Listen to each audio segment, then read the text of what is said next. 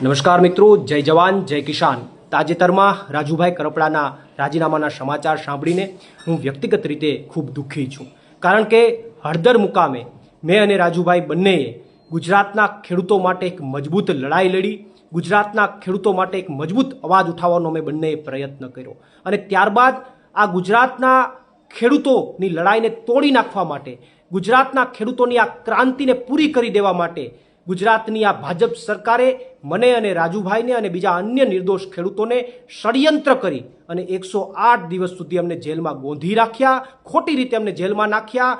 જેલમાં પણ આ ભાજપની સરકારે અમને યાતનાઓ આપવામાં કંઈ બાકી ન રાખ્યું, અમને હેરાન કરવામાં કંઈ બાકી ન રાખ્યા, અમારી ઉપર પ્રેશર બનાવવામાં પણ આ ભાજપની સરકારે કંઈ બાકી ન રાખ્યું અને એટલા માટે મને શંકા છે કે બીજેપીની આ પ્રેશર ટેકનિકના કારણે ક્યાંક અને ક્યાંક રાજુભાઈએ રાજીનામું આપ્યું હોય એવી મને શંકા છે। પરંતુ હજુ પણ અમારા પાર્ટીના તમામ નેતાઓ અને મારે પણ રાજુભાઈ કરપડા સાથે વાત થઈ નથી। અમે એમની સાથે જ્યારે વાત કરીશું ત્યારે અમને ચોક્કસથી યોગ્ય કારણ જાણવા મળશે અને જ્યારે યોગ્ય કારણ જાણવા મળશે ત્યારે ચોક્કસથી અમે ગુજરાતની જનતા સામે એ યોગ્ય કારણ મૂકીશું। આભાર। પ્રવીણ રામ, પ્રદેશ ફ્રન્ટલ અધ્યક્ષ, આમ આદમી પાર્ટી।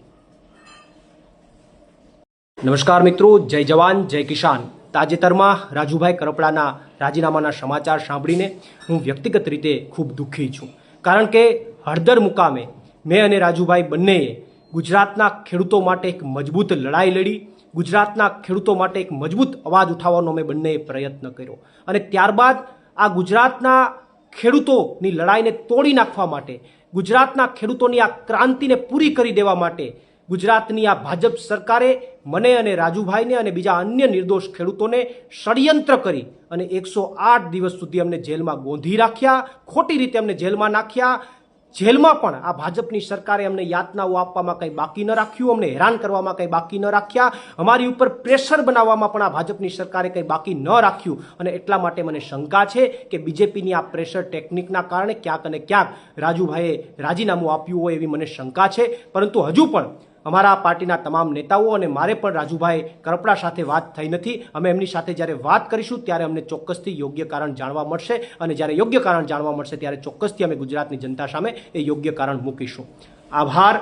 પ્રવીણ રામ, પ્રદેશ ફ્રન્ટલ અધ્યક્ષ, આમ આદમી પાર્ટી।